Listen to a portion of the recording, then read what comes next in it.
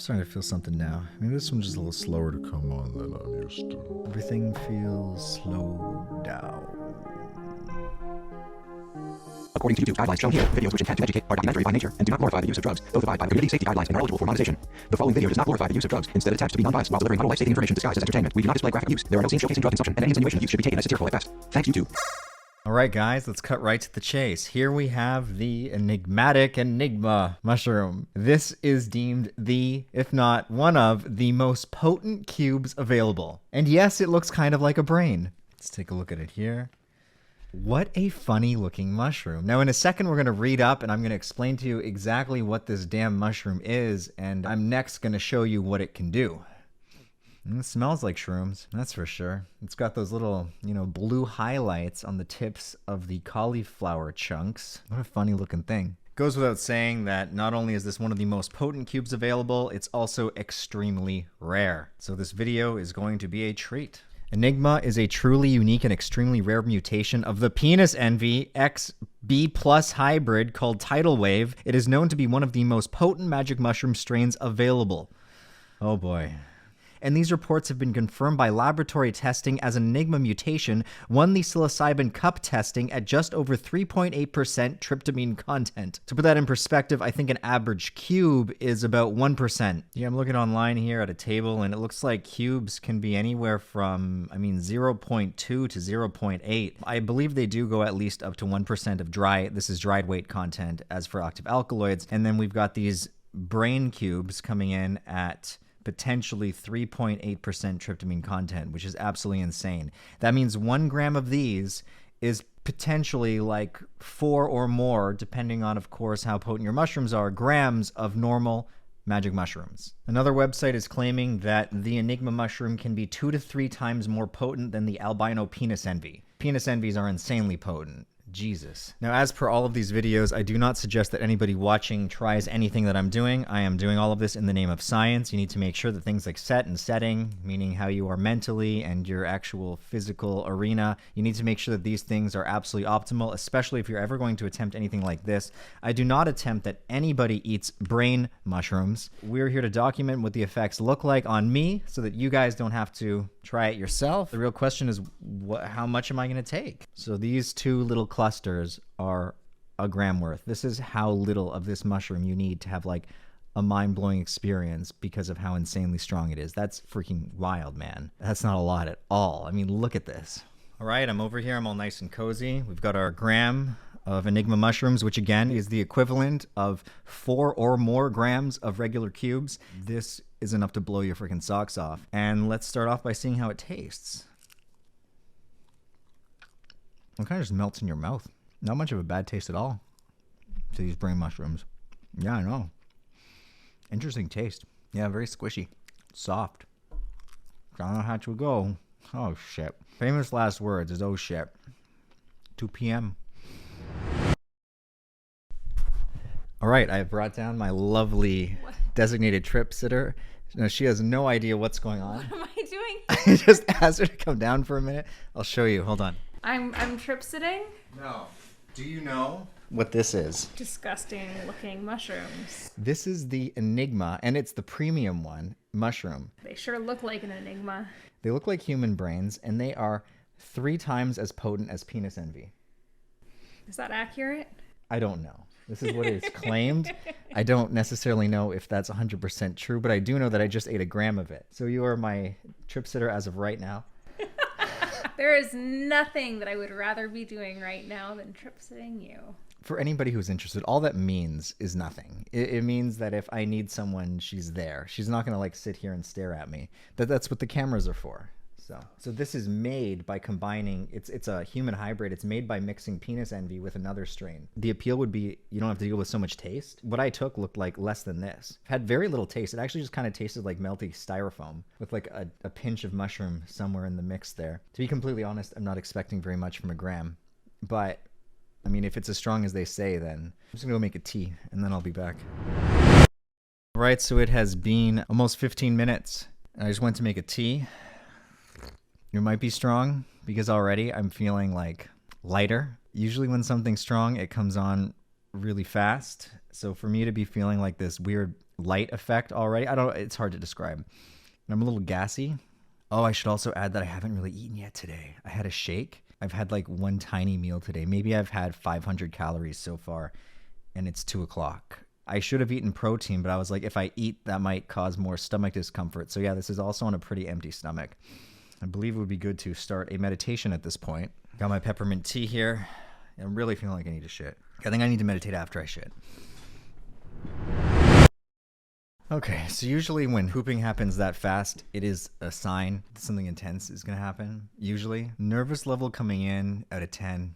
Maybe a 3. I don't even know if I'm at a 4. I mean, I feel fine. To be completely honest with you, whenever I hear something like a gram is as strong as 4, my instinct is to disbelieve it, but I would not take more than that. Like, I find that I'm more sensitive, I think, to the effects of psilocybin than LSD. It's more of an experience, less easy to control for me. So I really just got to surrender to whatever happens, which I'm ready to do at the moment. But we're going to start with a meditation because meditating really does calm the mind and body down. We're just going to do 10 minutes of breathing, so bear with me while I likely fast forward for you guys this 10 minutes.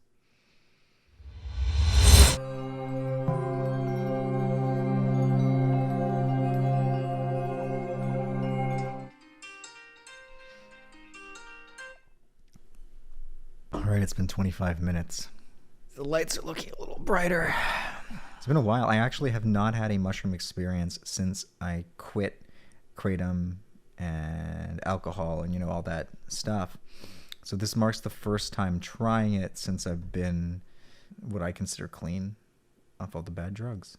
So it'll be really interesting to see if this experience differs for those reasons. And also, there is the little thing where different strains of mushrooms do have different collections of alkaloids. Like some mushrooms have more or less of something called baeocystin, which is argued whether it actually has a perceivable effect because the amounts that they found have been so minuscule that people argue that it doesn't really do much. But it's kind of like the whole thing with peyote. With peyote, you're not just getting mescaline as an active alkaloid. You're getting, I can't remember the numbers, but I think it's 10 or 20. It's a pretty high amount of other alkaloids that are very similar to mescaline but slightly different. And what causes the experience is the whole concoction. It's the cocktail of different things all together. So when you actually take extracted mescaline, it's a little bit different. I mean, it's similar, but a little bit different. And you could say the same for different mushroom strains. They're obviously all psilocybin, but they're a little different. Maybe it's just like with cannabis, even different strains of indica can feel different to different people. Or maybe it's as extreme as like some mushrooms are like a sativa and others like are indica. I don't know. When I talk, I can feel my voice echoing in this part of my head. It feels like it's echoing in the front of my head. Or maybe I'm just like feeling my prefrontal cortex inside my skull. I feel like I'm getting a little bit of a headache right here. I don't know if that's tension related because I had a really heavy workout this morning. Usually don't get headaches from my workouts, so I don't know. Yeah, we're 30 minutes in and we're just chilling. Kind of boring. I'm not going to lie.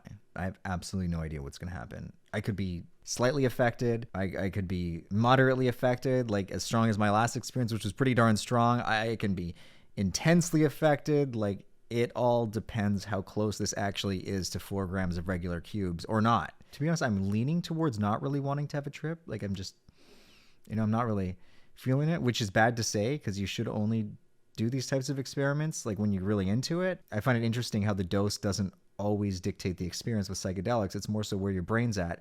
And whenever you're like afraid of going too far, you better bet your bottom ass dollar you are going too far. It's almost like it senses it. It's like, oh, this little mother bitch is afraid. We are going to shoot him into a new dimension. We'll show him what fear really is.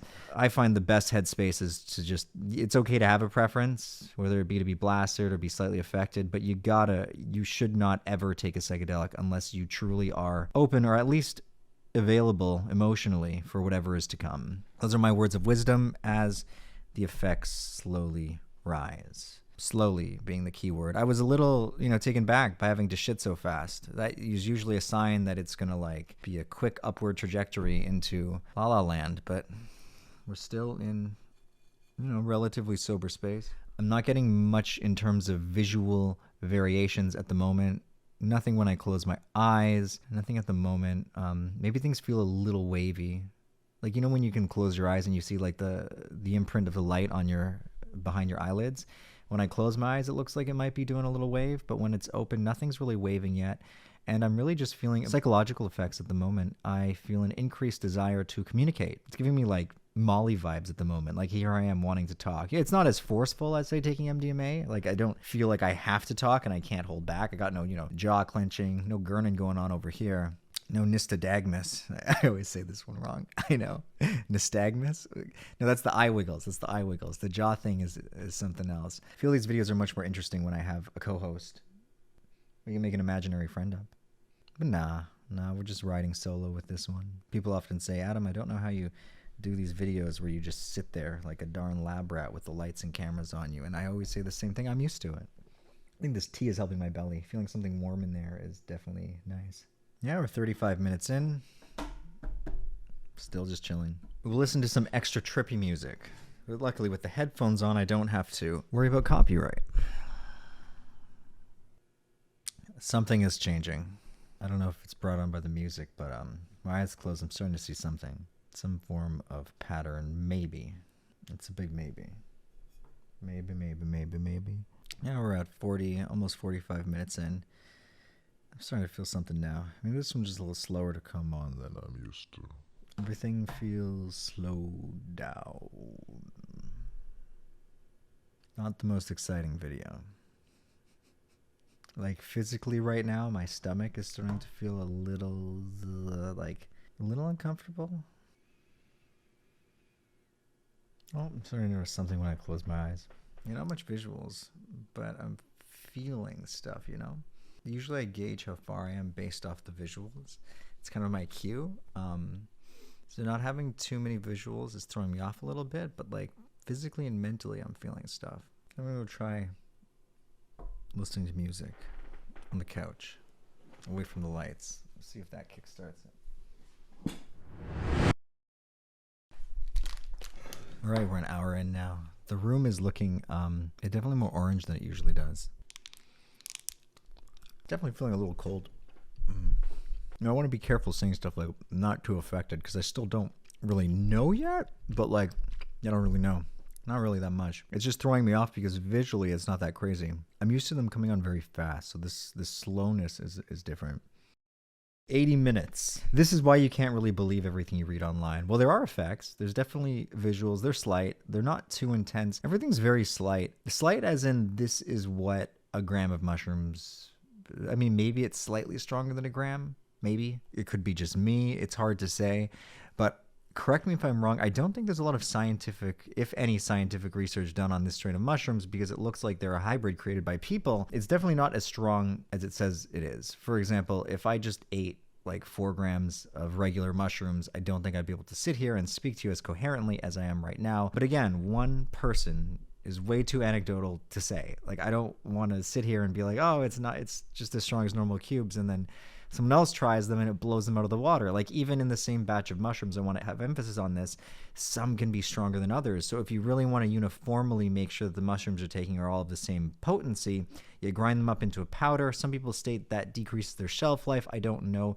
Maybe I just have a high tolerance. I don't know at the moment. Am I disappointed though? No, I wasn't really in the mood to have a trip. I feel like it would have been good for me. I mean, for what I actually wanted, this never happens. Usually they give you the experience you need, not the one you want. I'm more than satisfied with these effects. So for me personally, this is great. Effects are different. I will give it that much. So it's really hard to compare dosage-wise since the effects are so different. I would never be talking this much on really anything other than a microdose. Even on a gram of normal cubes, I just feel really, lethargic, and I just kind of want it to end. Actually, I think I could eat on this, and I really do need to go eat a meal. We'll document again in a little bit. Hello to all watching. It is now 4 hours later, and I'm here to report that after the 3-hour mark, I was basically back down. Seems like the hype is not real. 1 gram was definitely not as strong as 4 grams of regular cubes. In fact, it's questionable if it was even as strong as 2 grams of regular cubes. 1 gram might have been just as strong as 1 gram of cubes. Whatever, I'm not saying that it was a bad experience by any means. It was just extremely lackluster. Anyway, if you enjoyed this video, smash that like button and let me know below what other rare strains of mushrooms I can digest next. To be totally honest with you, I thought a gram was pushing it because it's like if that was actually like 4 grams, that's a big dose. And I've tried so many different strains of mushrooms, and I can attest that even in the same strain, potency can vary dramatically depending on how they were harvested. There's so many factors. Anyway, if you enjoyed this video, hit the thumbs up. Subscribe to the channel if you haven't already. Stay safe, guys, and I will see you guys all in the next video.